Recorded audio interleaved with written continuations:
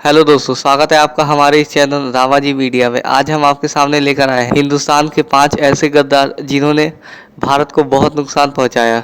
वैसे तो बाहरी लोगों की बजाय देश के लोगों ने भी भारत को कम नुकसान नहीं पहुंचाया है। जरा सोचिए, क्या कोई अनजान शख्स आपके घर के बारे में जान सकता है जब तक कि कोई उसे घर वाला ना बताए।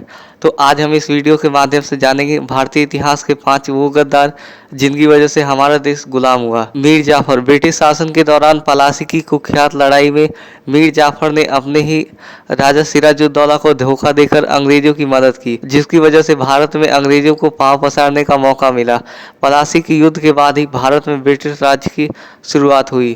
जाफर अवसरवादी और महत्वाकांक्षी था। हालांकि अंग्रेजों ने हिंदुस्तान के इस गद्दार को उसकी गद्दारी की सजा भी एक गद्दार से ही दिलवाई। अंग्रेजों ने मीर कासिम का सहारा लेकर मीर जाफर को भी मरवा डाला। जयचंद।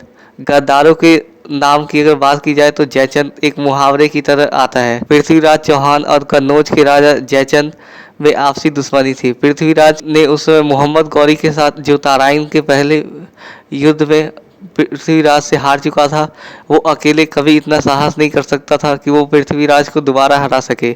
लेकिन पृथ्वीराज और जयचंद की दुश्मनी बहुत पुरानी थी। दरअसल एक समय पृथ्वीराज ने जयचंद की राजकुमारी संयोगिता का अपहरण कर लिया, जिसके बाद पृथ्वीराज चौहान और जयचंद के बीच दुश्मनी थी। जयचंद ने मोहम्मद गौरी के साथ मिलकर पृथ्वीराज से गद्दारी की। जयचंद ने दिल्ली की सत्ता हासिल करने के लिए मोहम्मद गौरी का साथ दिया और साथ मिलकर पृथ्वीराज को हरा दिया। इसके बाद भारत में इस्लामिक आक्रमणकारियों के हमले बढ़े। जयराव सिंधिया। जयजीराव सिंधिया अपनी वीरता और बहादुरी के लिए जाने जाने वाली रानी लक्ष्मीबाई से गद्दारी की।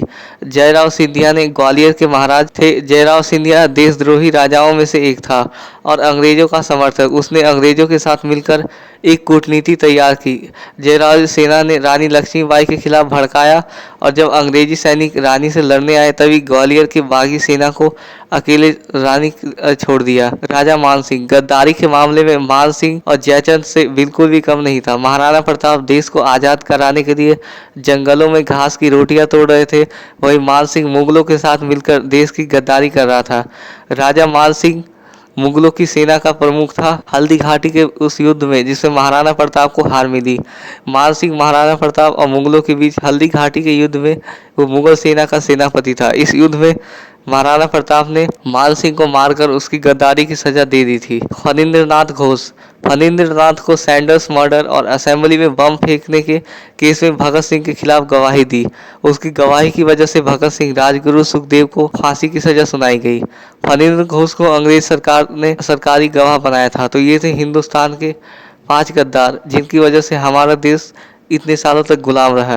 किसी ने सच ही कहा है कि घर का भेदी लंका ढाए, यानी कि घर के कुछ लोग ही अपने राज को बताकर। आपको हमारी ये जानकारी कैसी लगी, अपनी राय हमें कमेंट में दें।